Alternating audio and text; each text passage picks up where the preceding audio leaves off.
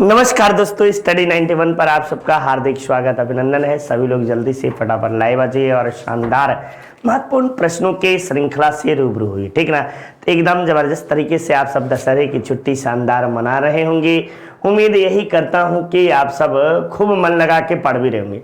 सिर्फ घूमने से काम नहीं चलेगा बेटा, क्योंकि पेट की परीक्षाएं आपके सामने हैं और पेट आपको देना है। तो ये आरो तो बैच नाम ही है, लेकिन इसके अलावा आप पेट भी पढ़ सकते हैं। शानदार तरीके से अपने अध्ययन को जारी रखिएगा। पेट के लिए मैं अलग से जल्द ही आपको महामैराथन सीरीज हर सब्जेक्ट का और प्रश्न वही जो आपकी परीक्षाओं में आएंगे मैं लेकर आऊंगा। एकदम डिट्टो आप प्रश्न मिलाइएगा परीक्षा देने के बाद, तब आकर मुझसे कहिएगा कि हाँ गुरुजी आप पढ़ाए रहा और आए रहा, ठीक ना। तो ये बात आप याद रखिए। मैं एकदम कोशिश करूंगा कि वही प्रश्न आए जो परीक्षाओं में आते हैं, ठीक ना, और पढ़ाने का भी प्रयास करूंगा। तो आप सबका इसी तरह का साथ और विकास रहा तो मेरा पढ़ाने का कोई अर्थ नहीं है बेटा, ठीक ना। मैं जानता हूं बहुत ज्ञानी अब ज्ञान ले चुके हैं आप सब, और ज्ञान इसी तरह लेते रहिए बेटा तो ठीक रहेगा, और बाकी की चीजें जो है छोड़ दीजिए, ठीक। चलिए स्टार्ट करते हैं हम सब शानदार बातों की ओर। ये हमारी संस्था की ओर से आपको यूजीसी नेट मात्र 999 रुपए का, ये आपको ये वीडियो मॉक टेस्ट 249 रुपए का, आपको पेट मॉक टेस्ट 249, हिंदी इंडिविजुअल 999, और इसके अलावा आपको जो है पेट हिंदी 149 रुपया। तो ये महा धमाका ऑफर है आप सबके लिए, ठीक ना। महा बचत ऑफर में दशहरे तक आप इसका लाभ ले सकते हैं। इसके अलावा आपको मिल रहा होगा 350 रुपए में हमारी संस्था की ओर से जबरदस्त तरीके से पेट की मॉक टेस्ट और किताब दोनों एक साथ, ठीक।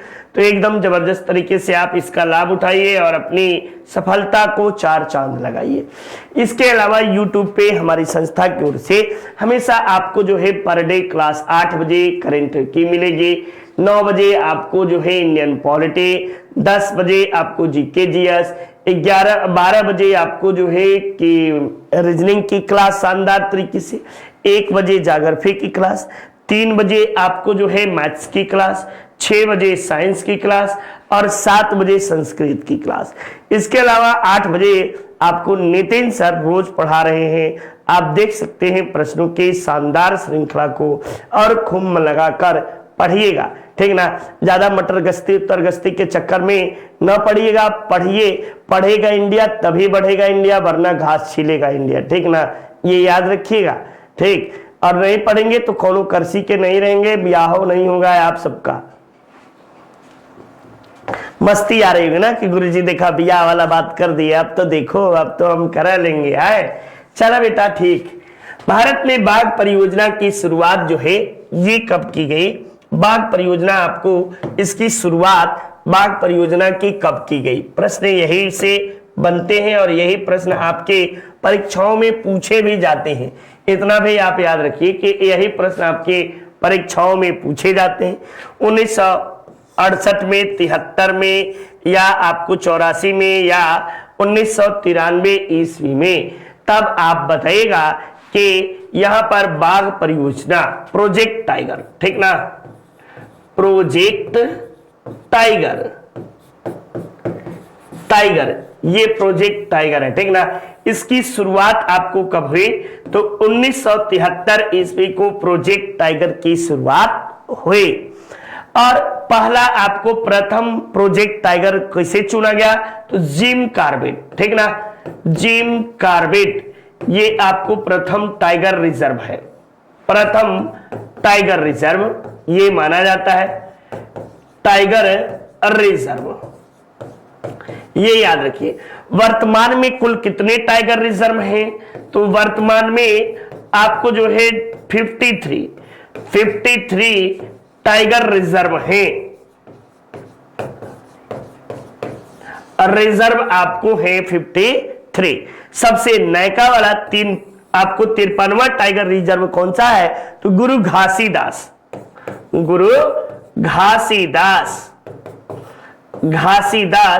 टाइगर रिजर्व ये कहां है? जो छत्तीसगढ़ में है, ठीक ना, जगह कम था, 36 लिख के आपको लिख दिया हूं।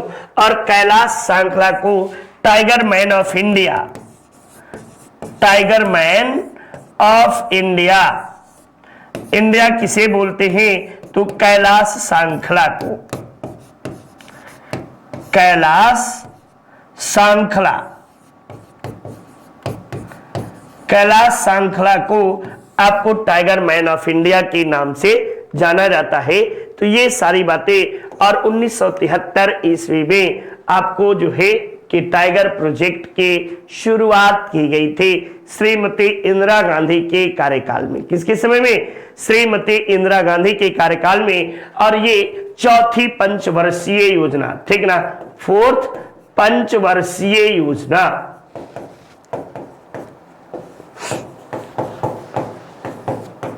ये सब बातें आप याद रखो, ठीक ना, ये सब आप सबके लिए ही है। नेक्स्ट देखो, नॉर्मन बोरलॉग को किस क्षेत्र में नोबेल पुरस्कार, ये आपको यूपी आईएएस और यूपी पीसीएस दोनों में पूछा है। ये नॉर्मन बोरलॉग को किस क्षेत्र में, तब बताएगा कृषि क्षेत्र में, अर्थशास्त्र क्षेत्र में, औषधि क्षेत्र में या शांति के क्षेत्र में। तो नॉर्मन बोरलॉग को 1970 के दशक में आपको शांति का पुरस्कार दिया गया था, ठीक ना। 1970 में आपको शांति का नोबेल पुरस्कार दिया गया था। ये नॉर्मन बोरलॉग एक कहां के रहने वाले हैं? तो ये आपको यूएसए के निवासी हैं, पहली बात। दूसरी बात, आपको हरित क्रांति के जनक हैं, हरित क्रांति के जनक नॉर्मन बोरलॉग साहब, ये आप याद रखिए। और इनके द्वारा हरित क्रांति की शुरुआत 1950 के दशक में हरित क्रांति की शुरुआत जो है इनके द्वारा की जाती है। तो ये आप सामान्य तरीके से जबरदस्त आप इसे पढ़ सकते हैं और खूब अपनी तैयारी मस्ती के साथ जारी रख सकते हैं, ठीक ना। तो एकदम से याद रखिए, शानदार प्रश्नों के, महत्वपूर्ण प्रश्नों के महत्वपूर्ण श्रृंखला से आप रूबरू हो रहे हैं। नेक्स्ट देखिए, ये आयोग, नीति आयोग का उपाध्यक्ष कौन होता है, या पहला कौन था? तो अरविंद पनगढ़िया जो थे, ये आपको नीति आयोग के प्रथम उपाध्यक्ष थे। और वर्तमान में कौन है?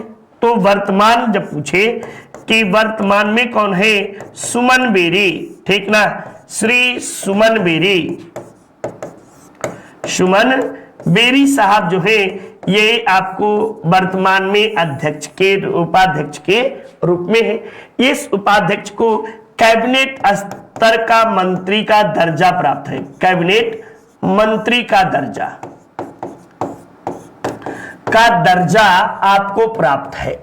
इसके अलावा आपसे जब पूछे कि प्रथम सीईओ कौन बने, सीईओ चीफ एग्जीक्यूटिव ऑफिसर, तो सिंधु खुल्लर, ठीक ना, सिंधु खुल्लर साहब, श्री सिंधु खुल्लर साहब जो थे ये आपको पहले थे। और जब वर्तमान में पूछे तो वर्तमान में आपको जो है कौन है, याद है सबको? मैंने आप सबको कई बार बताया है कि वर्तमान में आपको परमेश्वरन अय्यर, ठीक ना, परमेश्वरन अय्यर, ये आपको यही वर्तमान में है। और यही पे नीति आयोग जो है ये किस रूप में काम करती है? तो एक थिंक टैंक के रूप में, थिंक टैंक के रूप में आपको जो है टैंक के रूप में करती है कार्य।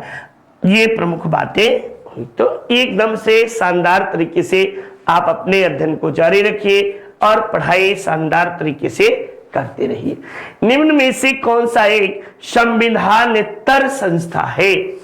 संघ लोक सेवा आयोग, वित्त आयोग, निर्वाचन आयोग या नीति आयोग? तो ये सब के सब संवैधानिक संस्थाएं कैसी हैं?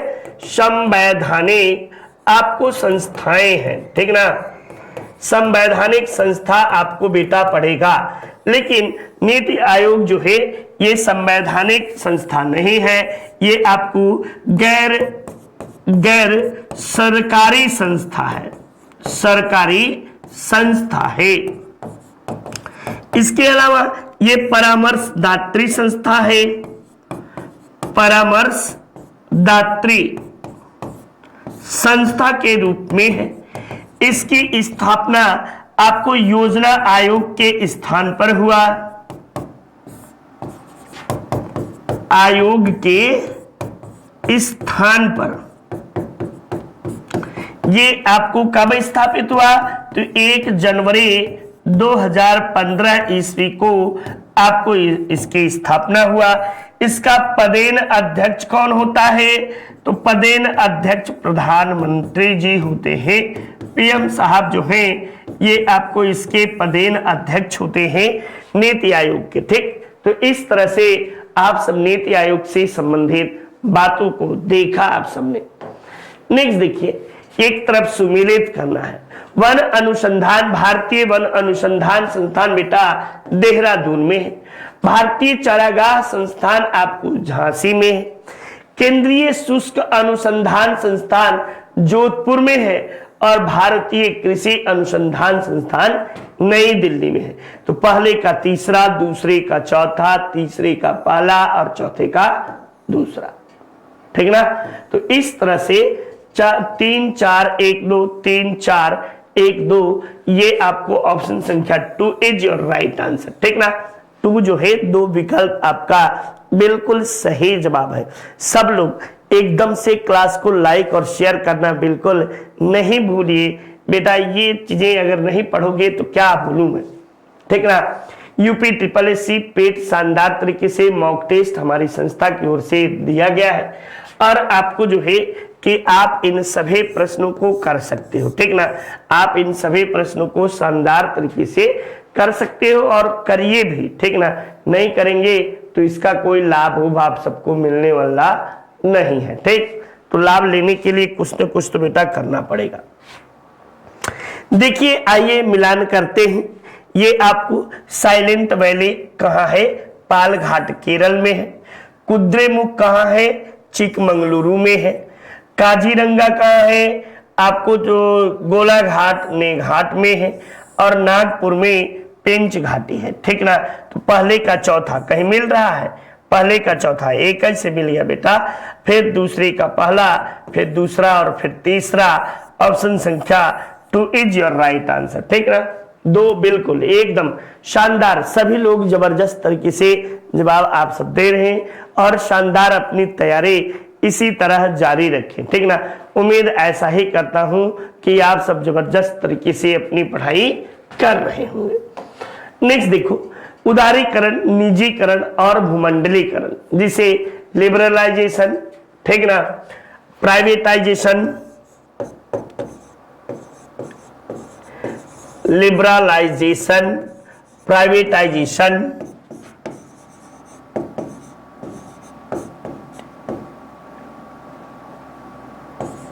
टाइजेशन और ग्लोबलाइजेशन, ग्लोबलाइजेशन। ठीक ना?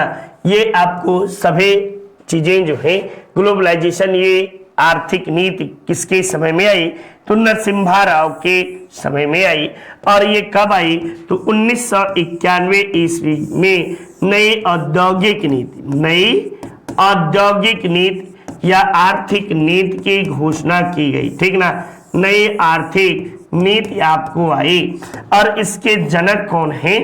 तो इसके जनक मनमोहन सिंह जी हैं। ठीक ना?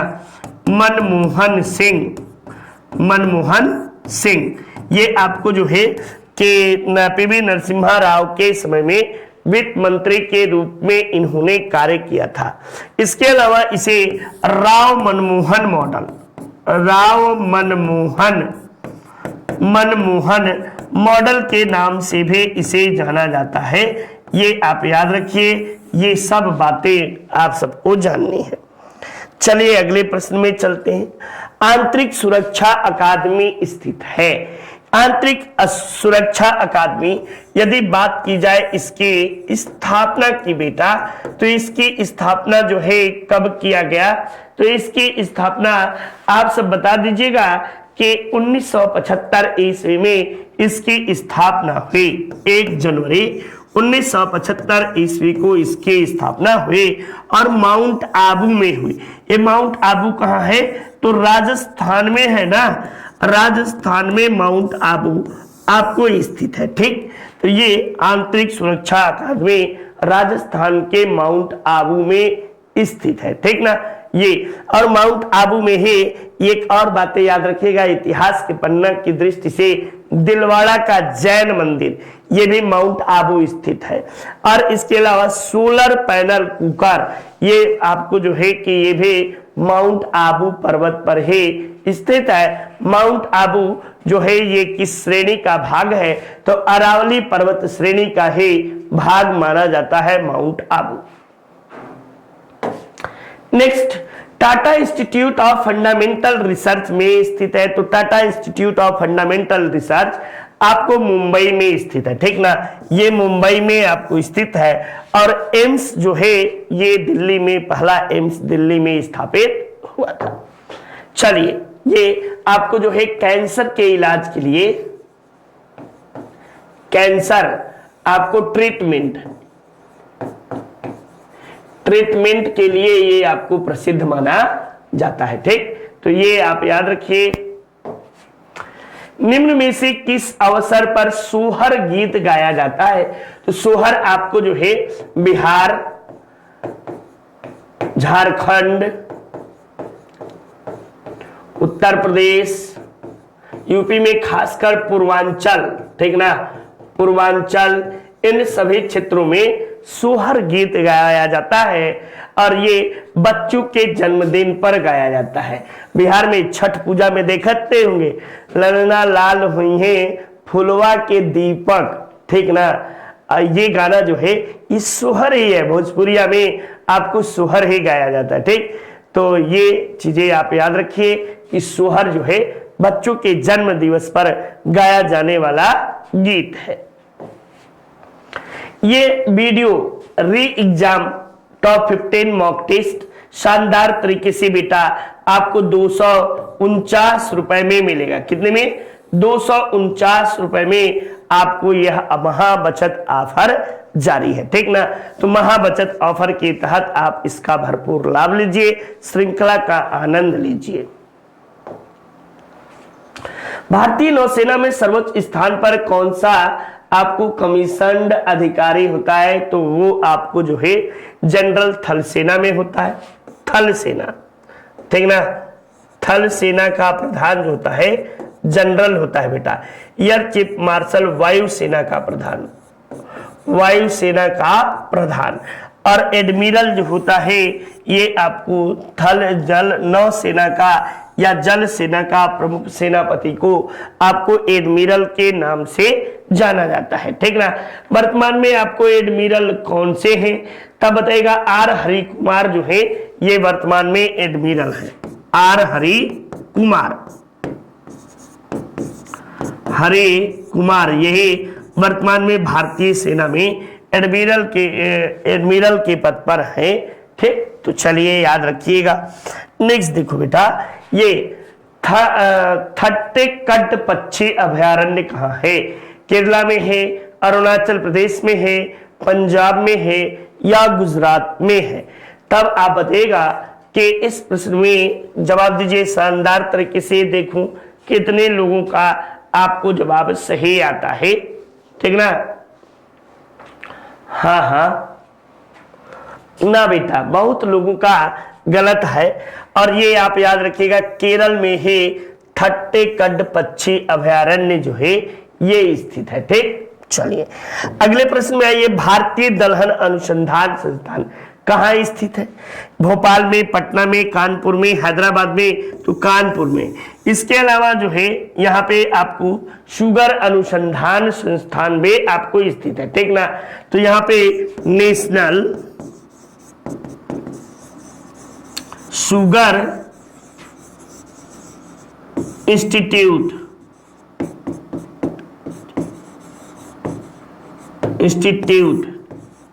आपको जो है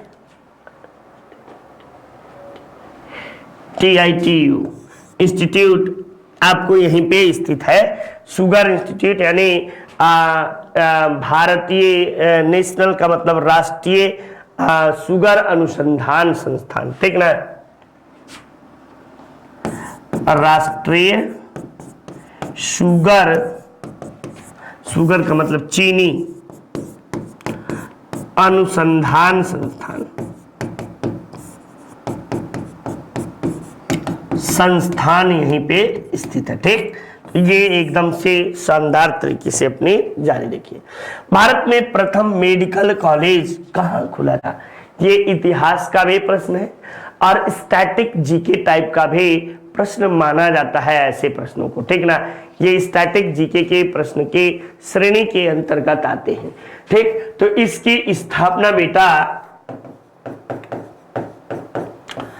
1835 ईस्वी में इसकी स्थापना की गई थी। किसके द्वारा किया गया? तो ये आपको लॉर्ड विलियम बेंटिक के द्वारा,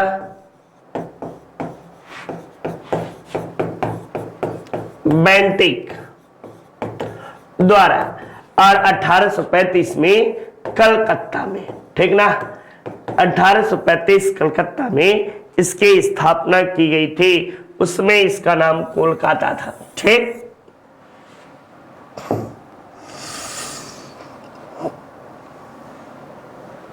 बिनसर का जंगल भारत के किस राज्य में अवस्थित है? ये पूछ रहा है। मध्य प्रदेश, हिमाचल, मिजोरम या उत्तराखंड? बिनसर का आपको जो है ये कहाँ स्थित है?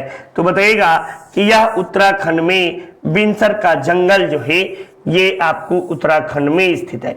ये सब इस तरह के प्रश्न परीक्षाओं में आकर आपके मार्क्स को सिर्फ कम करते हैं, क्योंकि इस तरह के प्रश्नों का जवाब तुक्के पर ही सीमित होता है।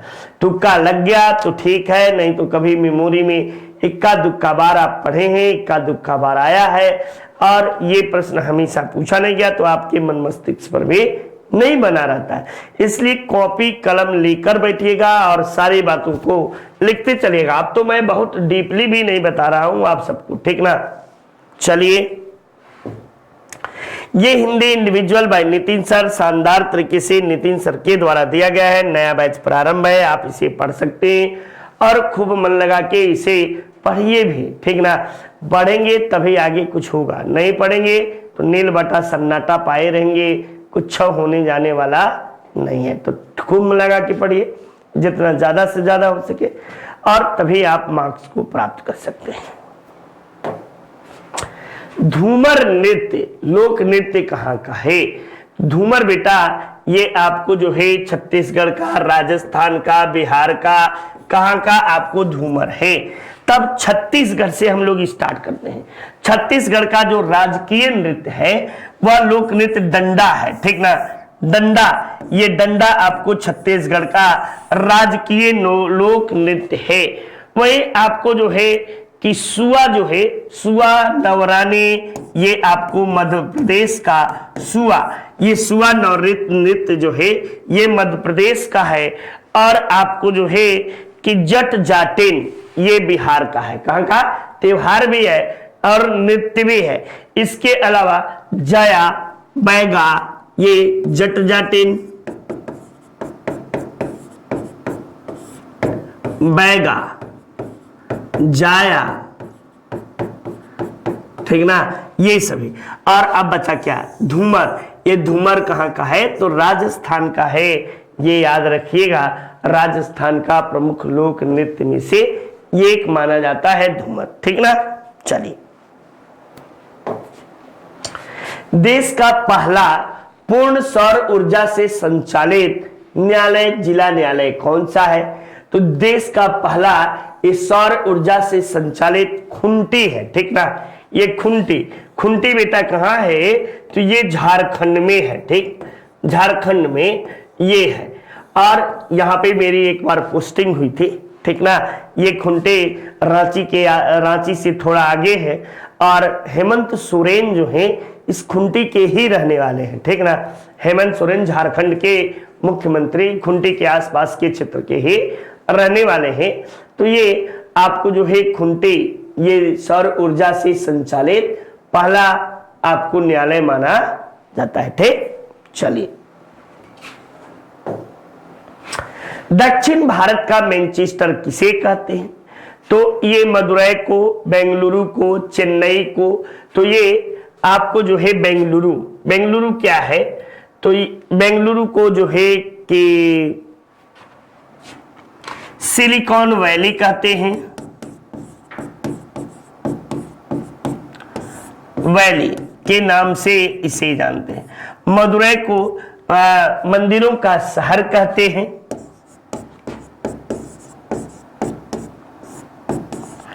का शहर कहते हैं। कोयम्बटूर को दक्षिण भारत का मैनचेस्टर कहा जाता है। वहीं भारत का मैनचेस्टर किसे कहते हैं? मैनचेस्टर अहमदाबाद को, उत्तर भारत का मैनचेस्टर कानपुर का, कानपुर को बोलते हैं बेटा, ठीक ना। एशिया का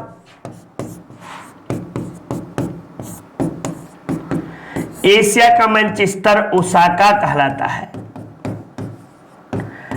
अब मैनचेस्टर किसे कहते हैं? तो जहां सूती वस्त्र,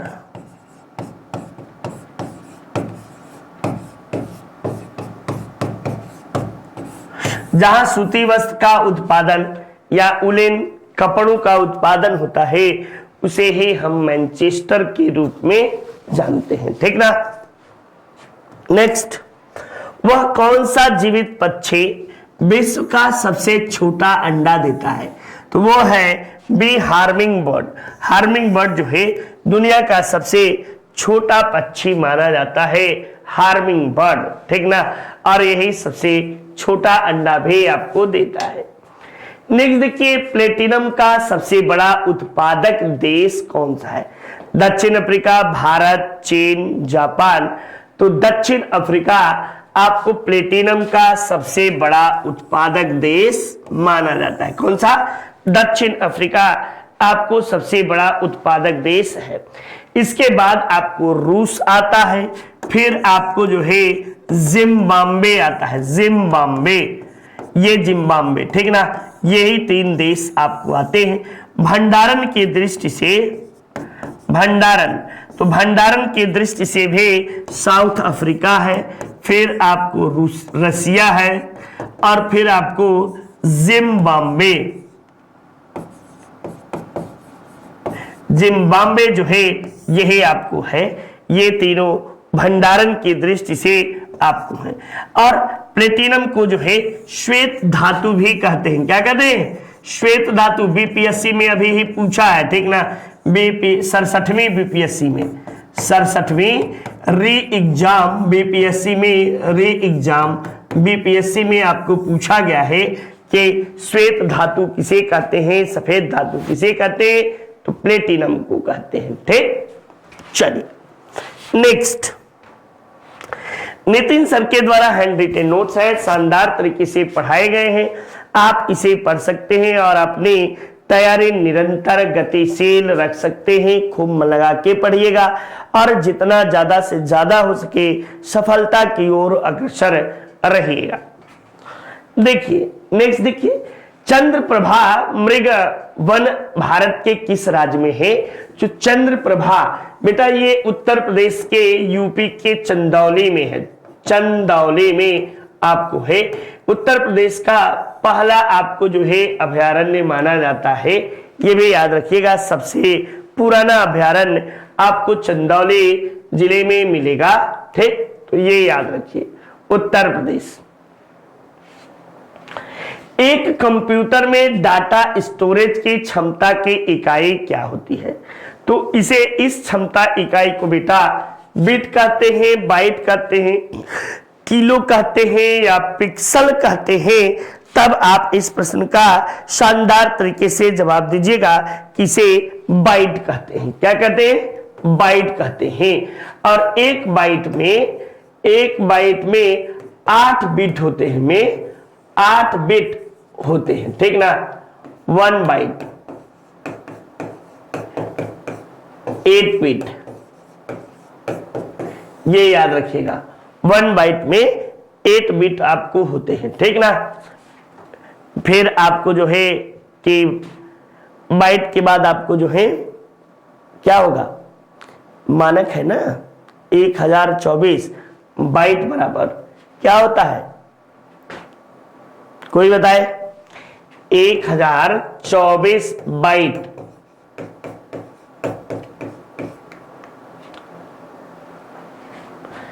अरे भाई 1 MB मेगाबाइट होगा, ठीक ना।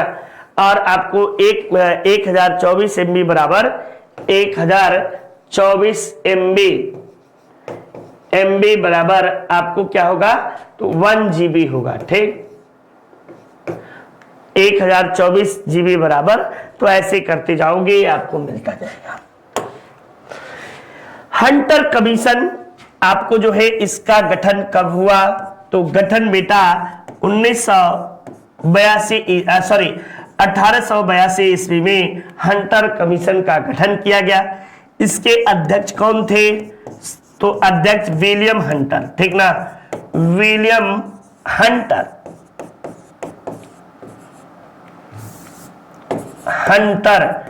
ये थे। और आपको जो है गठन वायसराय कौन था, तो वायसराय आपको लॉर्ड रिपन द पॉपुलर, ठीक ना, यही आपको वायसराय थे। ये आपको प्राथमिक शिक्षा से संबंधित है, किसे, प्राथमिक शिक्षा से संबंधित आयोग माना जाता है। तो प्राथमिक शिक्षा आप लगा लीजिएगा, प्राथमिक शिक्षा को विशेष जोर दिया गया था इस रिपोर्ट के तहत, ठीक। चलिए ये आपको मिलान करना है, तो मिलान करते हैं। प्रत्यक्ष कार्यवाही दिवस M.A. जिन्ना, ये आपको 16 अगस्त 1946 ईस्वी को प्रत्यक्ष कार्यवाही दिवस मनाया गया था। जब पूछे अगस्त प्रस्ताव, तो अगस्त प्रस्ताव जो है लॉर्ड लिनलिथगो के द्वारा आपको घोषित किया गया था, अगस्त प्रस्ताव, ठीक ना। तो ये आप याद रखिएगा, अगस्त प्रस्ताव आपको जो है 8 अगस्त 1940 ईस्वी को, ये सब इसी पे लिख देते हैं, 8 अगस्त 1940। जब आपसे पूछे कि अगस्त घोषणा, तो मॉन्टेग्यू के किया जाता है, और 20 अगस्त 1917, ठीक ना। बचा संकल्प, तो महात्मा गांधी कर लीजिएगा, और ये 8 अगस्त 1942। इस तरह से आप कर सकते हो, और पहले का दूसरा, दूसरे का पहला, तीसरे का चौथा, चौथे का तीसरा, 2 1 4 3 2 1 4 3, ऑप्शन संख्या 1 इज योर राइट आंसर। एक जो है ये विकल्प बिल्कुल सही है और शानदार आप सबका जवाब भी है। आप सब इसी तरह अपनी तैयारी जारी रखिए। उम्मीद यही है कि आप सब बेहतर अंक प्राप्त कर सकते हैं। देखिए ये आपको जो है कि सभी बादशाह हैं, उत्तरवर्ती मुगल काल के बादशाह हैं। अहमद शाह द्वितीय, यहां भी कर लो, अहमद शाह द्वितीय, ठीक ना।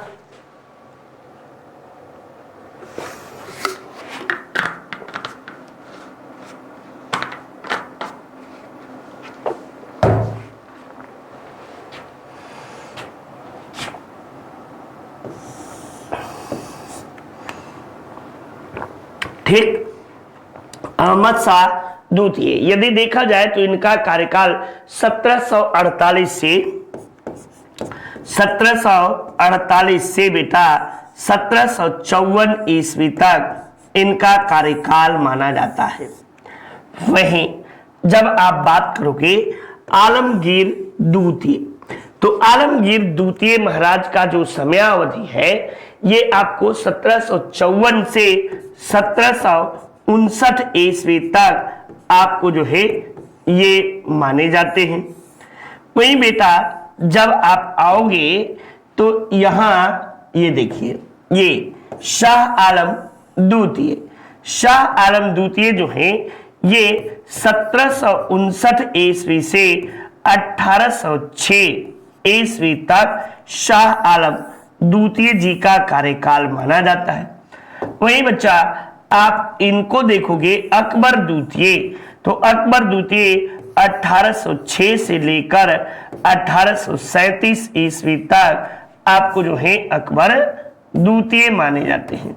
तो ये शानदार तरीके से आप इन सबको देख सकते हैं।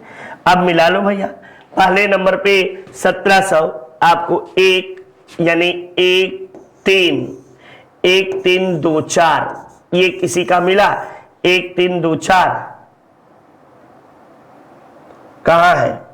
1324 ऑप्शन संख्या 3 इज योर राइट आंसर। 3 जो है ये विकल्प बिल्कुल सही है। और आप सबका कार्यकाल उत्तरवर्ती मुगल काल में आपको याद करने को कहा गया है। याद करिए, पढ़ेंगे तभी बढ़ेंगे।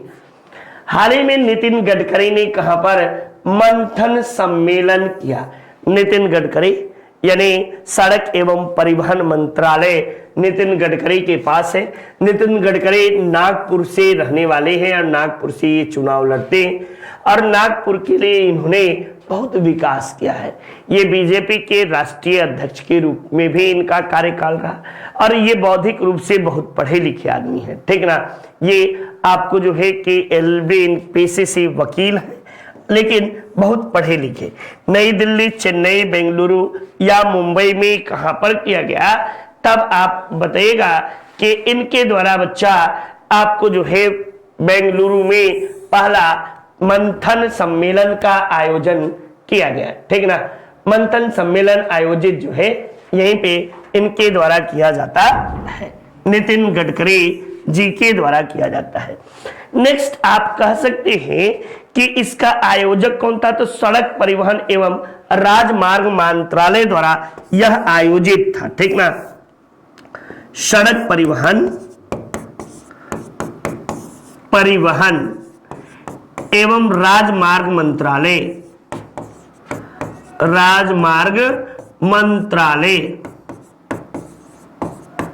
द्वारा आयोजित। मंथन करिएगा, खूब मंथन करिए और मंथन करेंगे तो खूब अच्छी सी सड़क बनाएंगे, ठीक ना। और भारत में सड़कों का जाल बिछाते जा रहे हैं आपको जो है नितिन गडकरी जी। मोपा इंटरनेशनल एयरपोर्ट का उद्घाटन कहां किया गया? नाम ये मोपा से भोपा बना दीजिएगा, ठीक ना।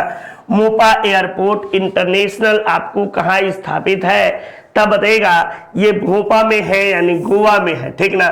मोपा 2 अक्षर और 2 अक्षर का राज्य भी नाम गोवा, ठीक। 2 अक्षर मोपा गोवा, ठीक ना, मोपा गोवा। अब गोवा के ये प्रमोद सावंत सीएम कौन है? तो प्रमोद सावंत साहब हैं, सावंत, और ये भी बीजेपी से है, ठीक ना। ये सबसे छोटा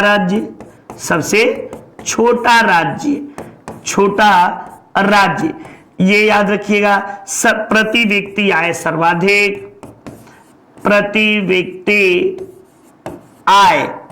सर्वाधिक, ये आपको जो है कि इसकी राजधानी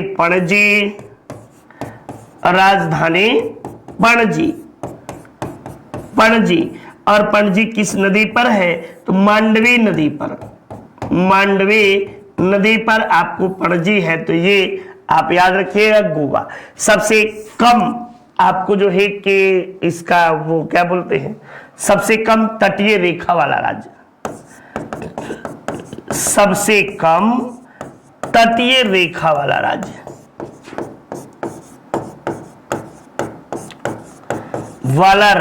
इसके कुल जो है शायद 32 किलोमीटर इसकी तटीय रेखा को स्पर्श करता है समुद्र, ठीक। तो ये सब बात आप सब याद रखिए, प्रश्न को करते चलिए, देखते चलिए। नेक्स्ट देखो, किस राज्य सरकार ने वर्षा के जल प्रबंधन के लिए वर्षा जल संचयन योजना आपको शुरू किया है? तो वर्षा जल संचयन योजना ये आपको किसके द्वारा प्रारंभ किया गया है? तो उड़ीसा सरकार के द्वारा प्रारंभ किया गया है। वैसे उड़ीसा के सीएम कौन है? तो यहाँ के नवीन पटनायक साहब, ठीक ना। बिजू पटनायक के बेटे हैं नवीन पटनायक, यहाँ के सीएम है। और आपको जो है कलिंग पुरस्कार यहीं से दिया जाता है, कलिंग पुरस्कार, ठीक ना, पुरस्कार। और इसके अलावा बेटा आपको जो है कि उड़ीसा में जो है भुवनेश्वर, इसके राजधानी भुवनेश्वर, ठीक ना, भुवनेश्वर इसकी राजधानी है, ये याद रखिएगा। साथ ही साथ आपको जो है हाल ही में वर्षा जल संचयन योजना के अलावा यहाँ पे जो है बाल विवाह को मिटाने के लिए अलीवा पहल की शुरुआत की गई है, ठीक ना, बाल विवाह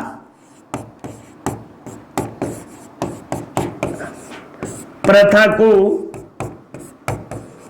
समाप्त करने के लिए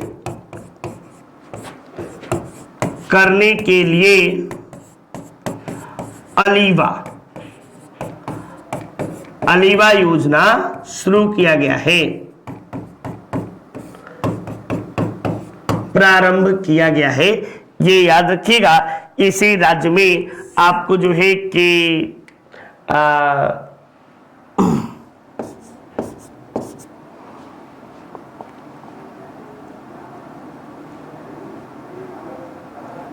कोणार्क मंदिर,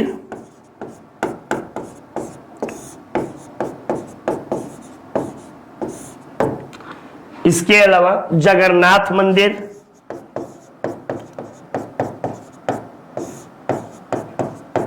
लिंगराज मंदिर,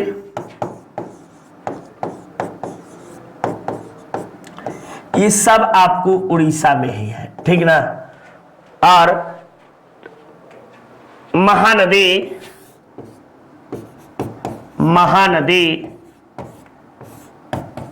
को यहां का शोक कहा जाता है, शोक कहा जाता है। और महानदी पर है हीराकुंड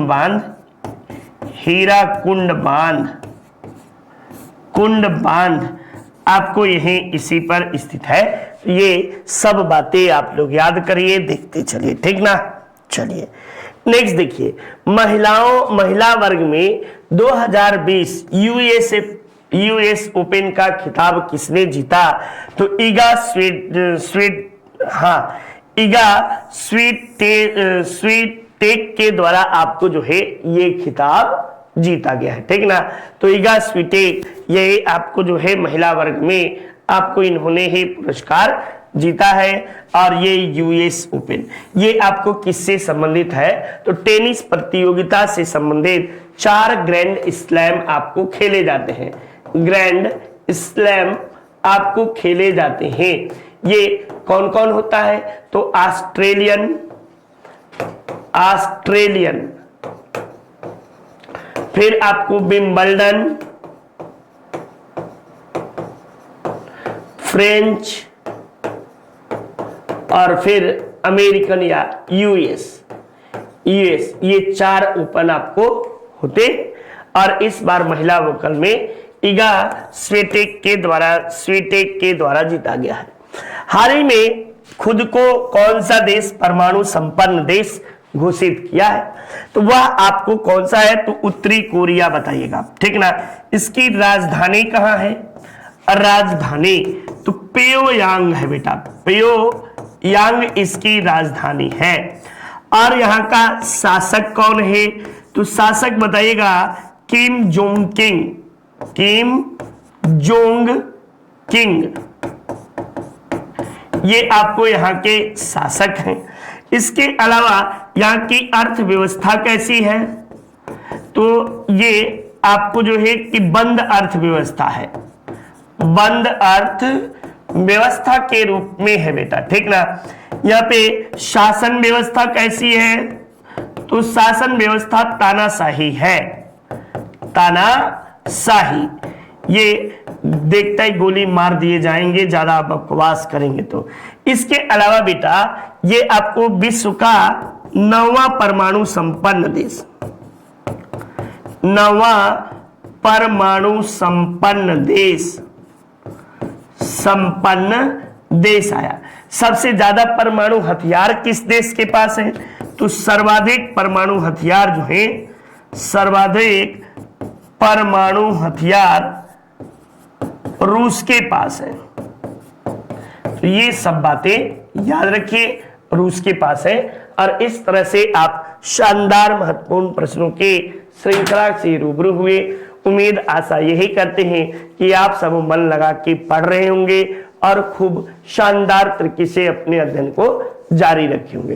तो चलिए मिलते हैं एक अगली शानदार श्रृंखला में, और आप सब इसी तरह अपनी तैयारी जारी रखिए। आशा और उम्मीद यही है कि आप सब सफलता के मार्ग पर नित्य प्रतिदिन निरंतर बढ़ रहे होंगे। तो आज यहीं तक। जय हिंद, जय भारत, नमस्कार।